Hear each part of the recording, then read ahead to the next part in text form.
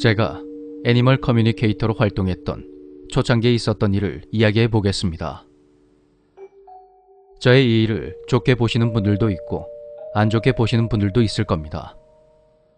제가 보통 사람의 입장에서 보더라도 이 일을 완전히 이해할 수는 없을 겁니다. 하지만 세상에는 말로 설명할 수 없는 일반 상식이나 과학으로 풀 수 없는 일들이 많으며 본인이 겪지 않는 한 절대로 이해할 수 없는 그런 일들이 많습니다. 그러니 부디 열린 마음으로 그저 재미있는 이야기 한 편 듣는다 생각하시고 즐겨주셨으면 합니다. 애니멀 커뮤니케이터는 말 그대로 동물과 교감하고 소통하는 일입니다. 소통은 크게 두 가지로 나뉘는데 하나가 일반 교감이고 다른 하나는 사후 교감입니다. 시청자분들 중에 에커 교감을 계획 중이신 보호자님이 계실지도 몰라서 참고로 말씀드리자면 에커 상담을 빙자해 기치료랄지 원격 힐링 같은 것을 해야 한다며 거액의 돈을 요구하는 분들이 있는 것으로 알고 있습니다. 하지만 오랫동안 상담을 해온 제가 봤을 때 그것은 납득하기가 어려운 부분입니다. 사람이든 동물이든 몸이 아프면 우선 병원에 가서 진단을 받고 적절한 치료를 받아야 합니다. 기치료나 영적인 의식 같은 것을 할 수도 없을 뿐더러 그런 것을 한다고 해도 아이들의 병이 낫거나 아픔이 사라지진 않습니다. 아무튼 제가 들려드릴 에피소드는 사후 교감에 대한 것인데요. 눈처럼 새하얀 잭이라는 강아지에 대한 일입니다. 어느 무더운 여름날, 잭은 가족들과 함께 강원도로 휴가를 떠났습니다. 잭은 물 좋고 공기 좋은 그곳에서 가족들과 함께 산책도 하고 맛있는 것을 먹으며 행복한 시간을 보냈지만 그것도 잠시. 잠을 자던 가족들이 눈을 떠보니 잭이 보이지가 않습니다. 현재 저는 실종 상담은 일체 받지 않고 있습니다. 그 아이가 이미 무지개 다리를 건넜을 수도 있고 또 다른 인연을 만나서 더욱 행복하게 또는 불행하게 지내기도 합니다. 어찌되었든 아이의 현재 상황을 보호자에게 전해드리면 거기서 절대 끝나지 않습니다. 보호자는 아이가 살아있든 죽어있든 어떻게 해서라도 그 아이를 찾길 원하고 그것은 보호자에게 또 다른 집착을 만들어주기도 합니다. 끝까지 결론이 나지 않는 것이 실종 상담이라는 걸 깨달은 후부터 전 실종 상담은 하지 않습니다. 하지만 잭의 상담 의뢰를 받았을 당시 저는 이 세상의 모든 반려동물들을 행복하게 해주겠다는 그런 의협심으로 불타오를 때였죠. 그렇게 잭의 1차 상담을 진행해보니 잭은 어떤 장소에 머물러 있었습니다. 아이들은 한글이나 도로의 표지판 같은 것의 의미를 모르기 때문에 그곳이 어디인지 정확히 알 수는 없었지만 주변 환경을 봤을 때 잭은 보호소에 있었습니다.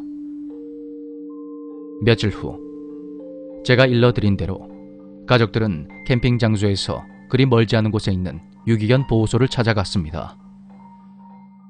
가족들은 보호소에 잭의 사진을 보여주며 잭이 여기에 있는지 물으셨고 2차 상담을 해보니 안타깝게도 아이는 이미 무지개 다리를 건넌 후였습니다.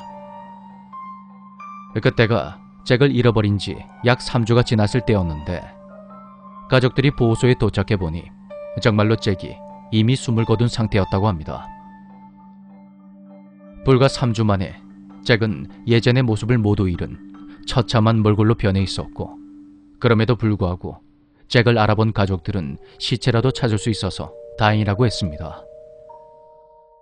저는 잭을 좀 더 빨리 찾지 못한 저 자신을 원망했고 차라리 아이가 어딘가에서 행복하길 기도하며 사는 게 나았을지도 모른다는 생각에 며칠 동안 잠을 이루지 못했습니다. 그리고 얼마 후에 잭의 가족들이 사후 교감을 의뢰하셨습니다. 저와의 교감에서 잭은 그 당시 자신이 뭔가에 홀리듯 가족들 곁을 벗어나게 되었다며 가족들에 대한 미안함과 그리움을 전했습니다. 그러면서 가족들과의 인연이 이렇게 끝나지 않을 것이며 반드시 다시 만날 거란 말을 전했습니다. 여기서 사후 교감에 대한 부가적인 설명을 드려야 할 것 같은데요.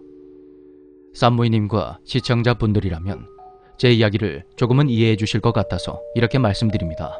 모두 열린 마음으로 들어주셨으면 합니다.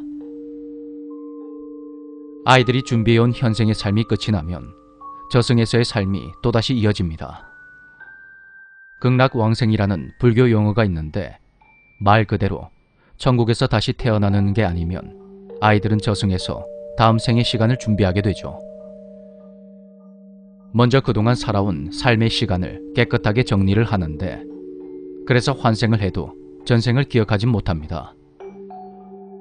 그렇게 모든 기억이 깨끗하게 지워지면 아이들은 다음 생을 준비하게 되는데 이때 저마다 크기와 모양이 다른 보따리를 받습니다.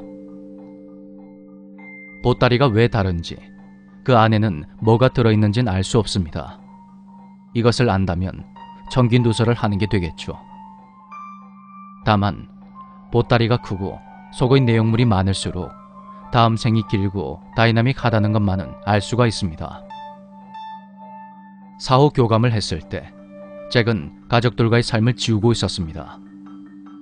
다음 생의 보따리를 아직 받지 않은 상태였는데도 잭은 너무도 당당하게 자신은 다음 생에 부모님의 아들이자 누나의 남동생으로 돌아갈 거라 했습니다.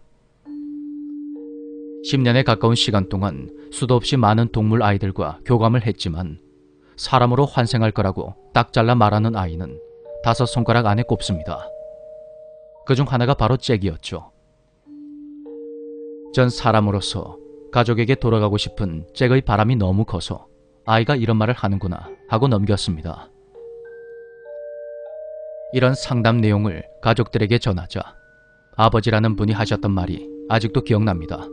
바로 사기치지 말라는 거였습니다.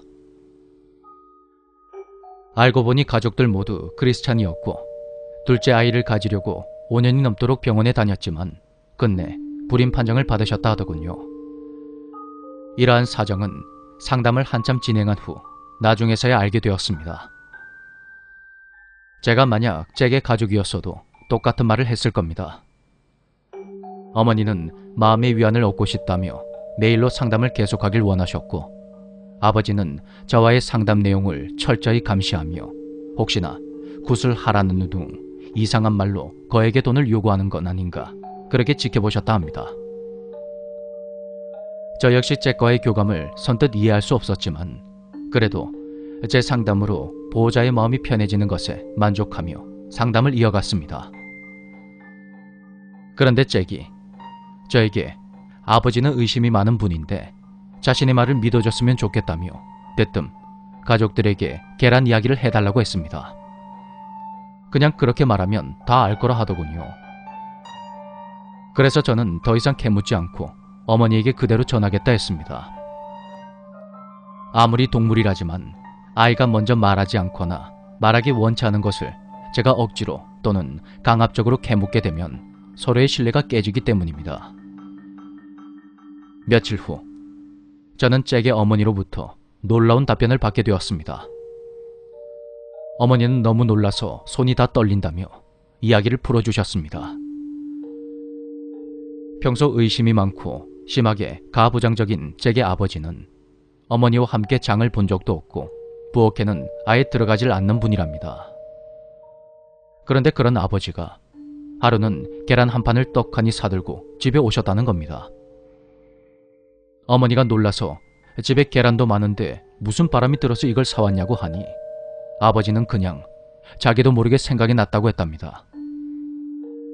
아버지는 그날 아침에 눈을 뜬 순간부터 하루 종일 계란 생각만 났다며 딱히 먹고 싶었던 것도 아닌데 정신을 차려보니까 자신이 계란 한 판을 손에 들고 집 앞에 서 있었다 합니다. 그 일이 있고 바로 그 다음날 제가 잭이 계란 이야기를 해주었던 상담 내용을 어머니에게 메일로 보내드렸던 것이죠. 그로부터 대략 일주일 후 저는 더욱 놀라운 소식을 듣게 됩니다. 어머니께서 임신을 하셨다는 겁니다.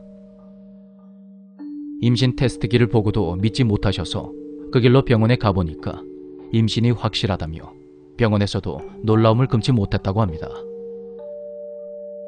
상황이 이렇게 되자 가족들 모두 이 아이가 정말 잭이 아닐까 생각했고, 그래도 의심의 끈을 놓지 않았던 아버지는 임신 5개월 때 아이의 성별이 남자라는 병원 측의 말을 듣곤 저의 상담을 믿게 됩니다. 참고로 아이가 어머니의 뱃속에 들어가는 그 순간이 바로 환생하는 순간이며, 그 후로는 더 이상 잭과의 교감이 되지 않았습니다. 더 이상의 자세한 설명은 하기 어려우니 생략하겠습니다. 가족들 모두 기쁨의 눈물을 흘렸고, 아버지는 죄송하다며 저의 열혈편이 되셨습니다. 그 아이의 태몽은 계란이 되었고, 부활을 의미하는 계란처럼 잭은 가족들 곁으로 돌아왔습니다. 물론 전생의 기억은 전혀 없습니다. 제가 알기로 잭은 늦둥이 막내로 누나와 10살 정도 차이가 나는데요.